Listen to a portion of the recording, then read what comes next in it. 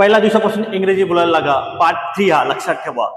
आता पार्ट 3 मध्ये मी तुम्हाला डीडने प्रश्न विचारायला लावला. डीड का वापरायचे? एखाद्या समोरच्या व्यक्तीला ती घटना त्यावेळेस त्या टाइमला घडली असेल तर तुम्हाला डीडने हे करायचे. समजा तुम्ही ताजमहल पाहिलं का, काल तुम्ही आला का, तुम्ही लग्न केलं का, तुम्ही चोरी केली का, असं तुम्हाला म्हणायचं असेल की त्या वेळेत ती घटना केली म्हणजे तुम्हाला डीडने प्रश्न विचारायचे. ओके, प्रश्न मी दोन टाईपने विचारतात, एक डब्ल्यूएस क्वेश्चन आणि एक वर्बल क्वेश्चन असतो.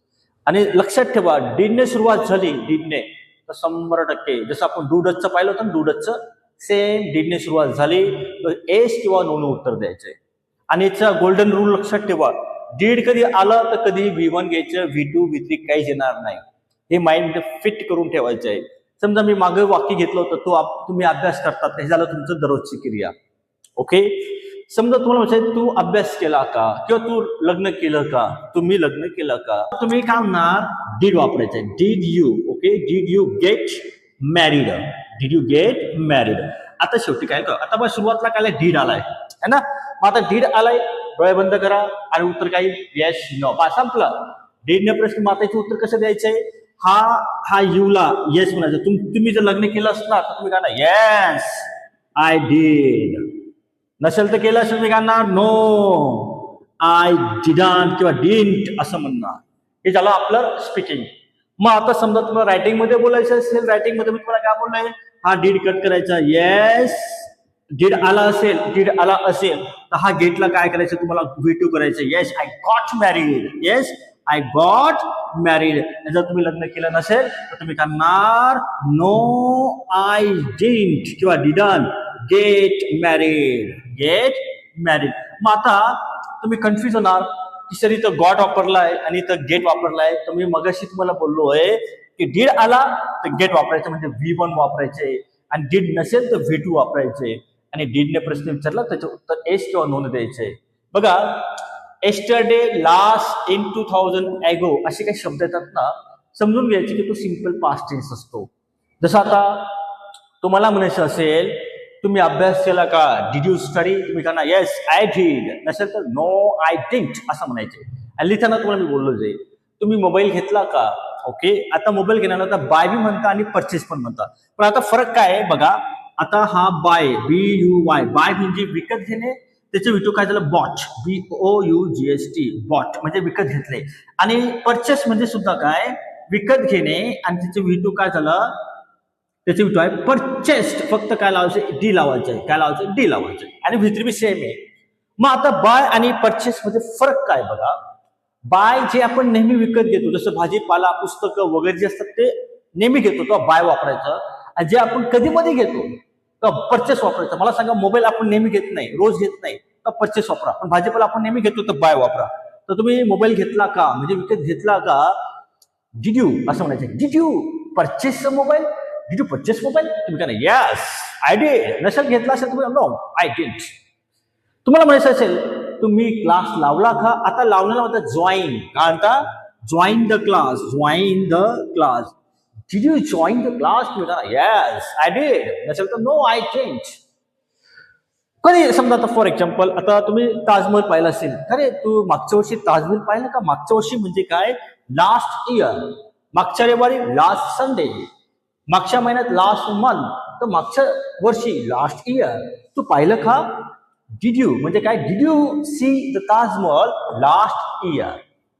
तुम्ही काय ना येस आय डिड. नसेल तर नो आय डिडंट. म्हणजे डीडने प्रश्न विचारला सिंपल पास्ट. पण मी तुम्हाला बोललोय टेन्स काय लक्षात ठेवायचे नाही, सिच्युएशन काय ते बघा.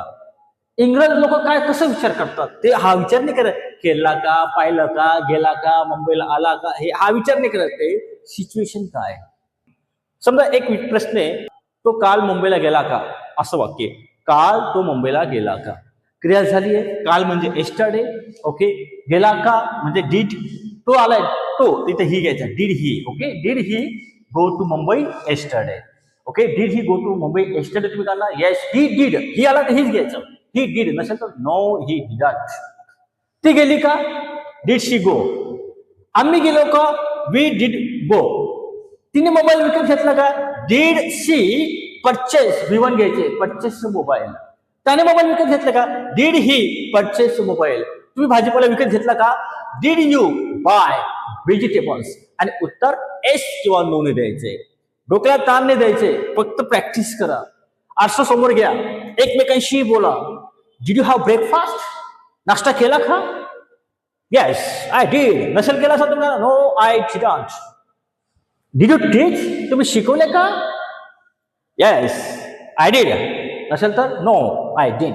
अशी प्रॅक्टिस करा. मी डब्ल्यूएस क्वेश्चन बी घेतो की डब्ल्यूएस क्वेश्चन आलं तर कसं करायचं, काय करायचं.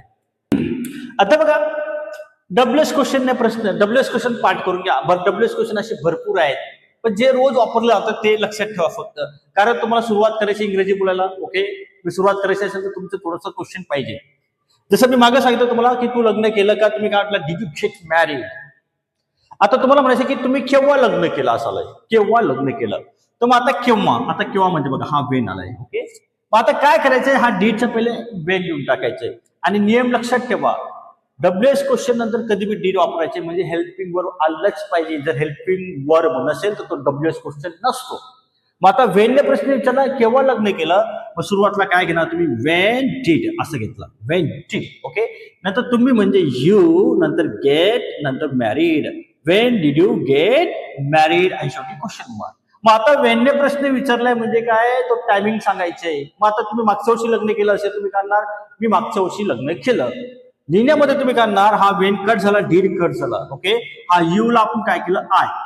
आणि गेटला काय केलं? गॉट केलं, आय गॉट, ओके. नंतर मॅरीड, आय गॉट मॅरीड. आणि मागच्या वर्षी म्हणायचं असेल तर तुम्ही करणार लास्ट इयर, एवढं म्हणायचंय.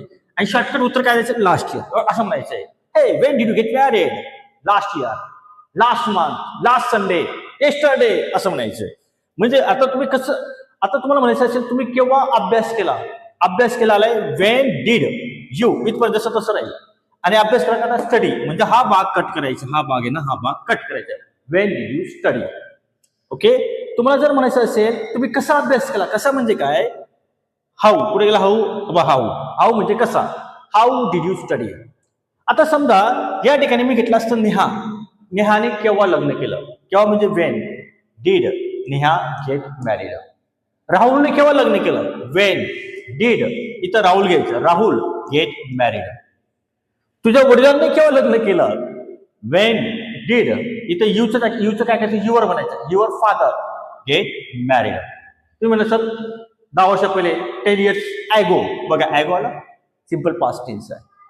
तुम्ही कोणते घ्या. आता समजा तुम्ही तुम्हाला म्हणायचं असेल आता फॉर एक्झाम्पल, आता हूने कोणी प्रश्न विचारला, हा हूच्या वाक्यामध्ये डीड नाही वापरला तरी चालतं. समजा आता फॉर एक्झाम्पल क्रिकेट कोण खेळला असं म्हणायचं असेल, क्रिकेट कोण खेळलं, तर तुम्ही काय म्हटलं? हू प्लेड. बाय टू आलाय, हू प्लेड क्रिकेट. इथं मी डीड वापरला नाहीये. तर तुम्हाला डीड वापरायचं असेल, समजा काही लोक वापरत नाही, काय म्हणतात? हू प्लेड. कोण नाचलं? हू डान्स. कोणी लग्न केलं? हू गॉट मॅरीड. व्ही2 वापरायचं नाही, हू नंतर व्ही2 वापरायचं. पण समजा तुम्हाला व्ही2 पार्ट नाहीये, तर मी तुम्हाला नेहमी सांगितलंय तुम्हाला काय करायचंय? हू डीड म्हणायचं, मग हू डीड प्ले म्हणायचं, हू डीड प्ले क्रिकेट. आणि शेवटी काय करायचं? Question mark. डीड वापरलाय म्हणून मी व्ही1 घेतलाय. पण शक्यतो काय करायचं? तुम्हाला व्ही2 घ्यायचंय. तर तुमचं व्ही2 पार्ट नसेल तर तुम्हाला डीड वापरायचंय. आणि तुम्हाला मी नेहमी सांगितलंय की तुम्हाला जर कोणी हूने प्रश्न विचारला तर 100% व्यक्तीचे नाव सांगितलं. हू प्लेड क्रिकेट? मी म्हटलं Neha played cricket, Sachin played cricket, my father played cricket, I played cricket, she play cricket. म्हणजे हूने प्रश्न विचारला म्हणजे तुम्हाला उत्तर द्यायचे व्यक्तीचे नाव. समजा आता तुम्हाला विचारलं असेल ती शाळेत केव्हा गेली? वाक्य काय? ती शाळेत केव्हा गेली, म्हणजे बघ क्रिया झालेली आहे, लक्षात ठेवा, ऍक्शन झालेली आहे. आणि तुम्हाला सांगायचंय की ती शाळेत केव्हा गेली आहे. वेन एक नंबरला, केव्हा, वेन डीड असं घ्यायचं. आणि ती आलं म्हणजे शी, वेन डीड शी आला, गो टू स्कूल. तुम्ही काय, ती सकाळी गेली, इन द मॉर्निंग, 10 वाजता गेली, 8 वाजता गेली, ते उत्तर तुम्हाला सांगायचं आहे. तर बघा हे डब्ल्यूएस क्वेश्चन आहे. डब्ल्यूएस क्वेश्चन कधी तुम्ही पाठ करा. आता समजा तुम्ही मुंबईला गेलायत आणि कुठे थांबला असणार, तुम्ही कुठे थांबलायत आणि तुम्ही मला बोललात की मी मुंबईला आलोय. मी त्याला विचारलं कुठे थांबलाय, कुठे थांबलाय, कुठे म्हणजे वेळ. तुम्ही कुठे थांबलाय? वेर डीड यू, एवढं आलं. आणि थांबण्याला म्हणता बघा, हा थांबण्याला म्हणता स्टे म्हणता, स्टे, STAY. जर तुम्ही कोणाकडे थांबतात काही दिवस, 3 दिवस, 4 दिवस, स्टे म्हणायचं, वेर डीड यू स्टे. तर तुम्ही म्हणणार की मी ताज हॉटेलला थांबलोय. मी थांबलोय. आय स्टेड म्हणायचं, मग V2 वापरायचं. I stayed at the Taj hotel. At the Taj hotel. आता बघा, जर तुमचं V2 पाठ नसेल तर तुम्ही काय करायचं, आय डिड स्टे म्हणायचं. मग V1 वापरायचं. स्पीकिंग मध्ये चालून जातं. फक्त तुम्ही कम्युनिकेशन करा, बोला, आरसा घ्या. Hey, did you dance? Yes, I did. No, I didn't. Did you have breakfast? Yes, I did. नसेल तर no, I did. When did you have breakfast? केव्हा नाश्ता केला? When did you come? केव्हा आला? When did you go? केव्हा गेला? When did she go? ती केव्हा गेली? प्रॅक्टिस करत जा. फक्त बोलू नका, फक्त लिहू नका, प्रॅक्टिस करायचे. मागच्या मी पार्ट 2 मध्ये काय डू डस कसं वापरायचं, डिलीटची कामे.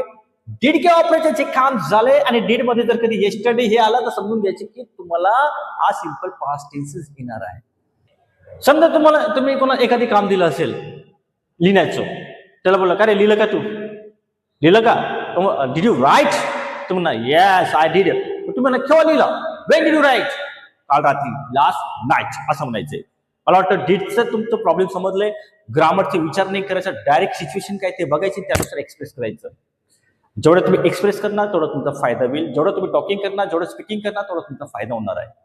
तर मला वाटतं तुम्हाला हा व्हिडिओ नक्की आवडला असेल. तुम्हाला हा व्हिडिओ जर उपयोगी वाटत असेल तर नक्की लाईक करा, कमेंट करा, शेअर करा. आणि जे नवीन असतील त्यांनी नक्कीच आपल्या चॅनलला सबस्क्राईब करा. Thank you very much.